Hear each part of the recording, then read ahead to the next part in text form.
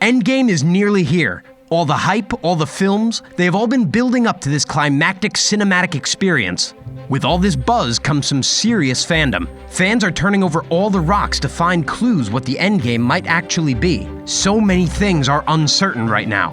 One thing is for sure, Thanos is beatable. At least we hope so. Otherwise, this movie is going to end terribly. Thanos will live, and every movie will just be a dream about what could have been. See, that ending does not sound fun. He has to lose. No other ending seems possible at this point. The entire MCU community is on search for how that'll happen. We are desperate for an answer. Luckily, multiple fans and writers have found a savior for this universe. The one person who is pivotal to defeating Thanos is Scott Lang. Some viewers are likely late to the party. That's alright. We're happy you got an invitation, and we're here to catch you up. For those who only tune in for the big films or just want to catch their favorite superheroes on the silver screen, this recap will help remind you of who Scott Lang is and his trip through the Marvel Universe. You see, Scott Lang is but a humble cat burglar. He worked for a big corporation that was defrauding innocent people out of their money, and Lang uncovered this and hacked their system. He used that talent to give everyone their stolen money back. However, it was also a crime. Scott's moral compass is similar to that of Robin Hood. He wants to take from the rich and give to the poor. However, that decision to risk everything leads him to getting a divorce while in prison. He loses custody of his daughter and cannot see her till he pays the child support. Which brings us to a big moment for the story, which we promise is going to make sense later. Scott is desperate for cash. His friends, also ex-cons, hear about a big score at an old house. Turns out the score is Hank Pym's house, and Pym is trying to make sure Lang steals the suit.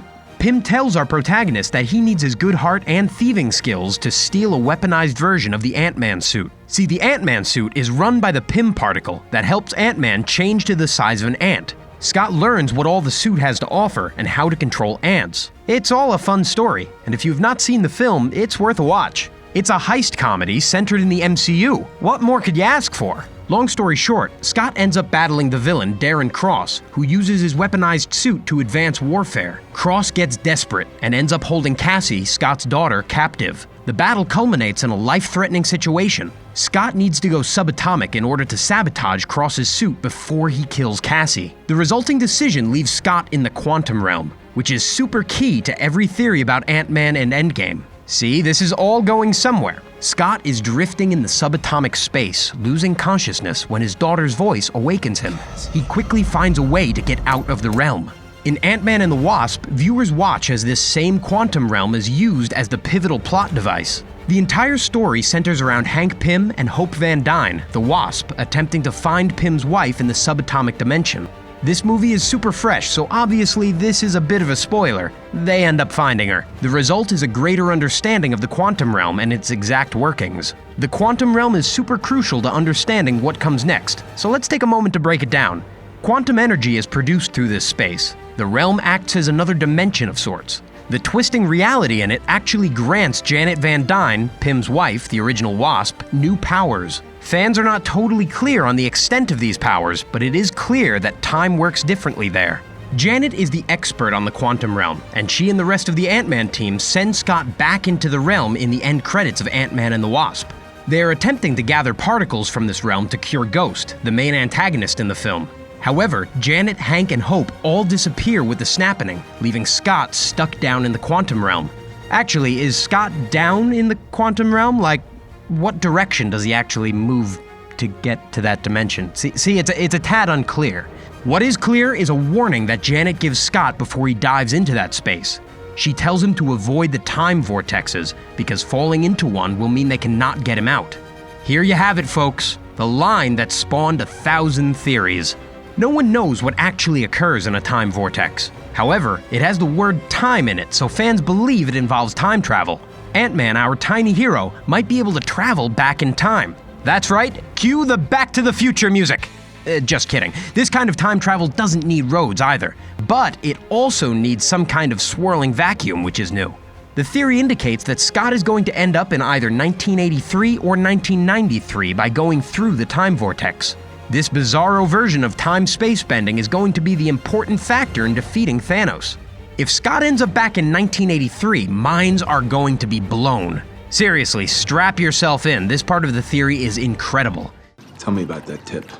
What? I want to know about that tip. Some fans suggest that Ant-Man runs into Hank Pym back in 1983.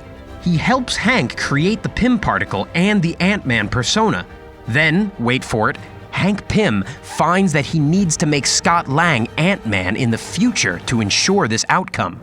Yep, it might be the case that Hank gets Scott to rob his Ant-Man suit for more than just a heist. Like Scott says, it was never just a heist. There could be so much more involved. There are a number of places Scott could go back in time to, but the exact date is all speculation. The biggest trouble is time travel has huge implications on the storyline. The question is, how do we know the timeline we are seeing currently hasn't already been affected by Ant-Man? Bringing that kind of plot device into the MCU is going to make things confusing. Either way, it's going to be complicated, but the implications are extraordinary. Luckily, we are not just pulling this out of thin air. After studying the entirety of the MCU canon and the Endgame trailer, we found some hints that bring this theory some life. For instance, the scene in the trailer where Black Widow is detailing the Infinity Fallout is being said to a character off-screen. It is possible she is talking to Ant-Man, because Bruce Banner and Captain America know what happened. They don't need a recap. Not to mention Bruce is clearly shaking his head to someone off-screen that the trailer isn't showing us. This means Ant-Man found a way back to the present and can get the Avengers through the time vortex. On top of this, the other scene that shows Scott outside the Avengers headquarters is super odd when looking at the details. Notice that there is a lock and chain on the gate. That is archaic for the modern-day Avengers facility. Plus, Captain America asks if this is old footage, and Black Widow only says it's the front door. It is old footage. It has to be. This could be the detail that supports Scott ending up in 1983. After all, he could go there believing it is the Avengers headquarters, but mistakenly end up at Stark Industries. Hence him meeting Hank Pym here and discovering he is in an alternate timeline. It is all possible! Wait. Another detail from the movies is Doctor Strange. We cannot confirm this, but the moment Scott enters the quantum realm in the first Ant-Man movie, people claim they hear Doctor Strange's voice. Maybe Doctor Strange placed his subconscious in the quantum realm to set up the Endgame. He ends up guiding Scott through the time vortex to set this in motion. The insight, if true, seems more than possible given Strange's knowledge of dimensions and time. Even if his voice isn't mixed softly into the background, fans know he has been in that realm before in the Doctor Strange movie. The variable that remains unexplained is Captain Marvel. She is clearly a big part of Endgame. That is why she is being introduced before the culminating movie. Maybe Ant-Man ends up in the 1990s to meet Captain Marvel and bring her into the present plot. That would be a disappointing end to the time travel plot, because many are hoping Captain Marvel is out in space learning about the Secret Invasion storyline, which could be a whole other video by itself. So having her be brought in through a time travel angle feels like a waste of the time vortex, if it is used at all. The truth is, the theory of time travel seems to be the only way the team can beat Thanos at the moment. The Mad Titan wields the ability to alter reality and move through time and space, so they'll need to catch him off guard. The only way to do that is by going back in time. Alternatively, some have suggested that the time vortex leads to an alternate realm that actually holds all the snapped people. There is no proof of that theory, however, and it is way more of a shot in the dark. The time travel back to 1983 seems to be where all the clues are leading to. Honestly, it's the best option. The prospect of time travel allows the MCU creative team some leeway to build in the newly acquired Fox properties for Phase 4. All in all, this theory almost has to be true, otherwise so much still remains a puzzle. Fans are begging for more content from Marvel, because with each release we get closer and closer to a solid idea of what we are in for come April. Nobody is keen on surprises after the snapping. Fans are more than eager for a new trailer, but Marvel is getting good about misleading the investigative fans. Possible hints and tips are going to be hard to glean from a new trailer, even if one drops soon. Plus, this theory brings up even more unanswered questions. Like, what exactly will happen to Iron Man if he is still adrift in space? He cannot time travel in that scenario. How can Ant-Man get back from a time vortex? Will Captain Marvel or Doctor Strange play a role in the quantum realm? Finally, will this theory save everyone's life? Or is Marvel willing to leave some characters at rest? The answers are almost here. We have answers and theories for all the developments until Endgame, so keep up to date with Behind the Screen for more content. All you have to do is hit the link down below to be automatically subscribed.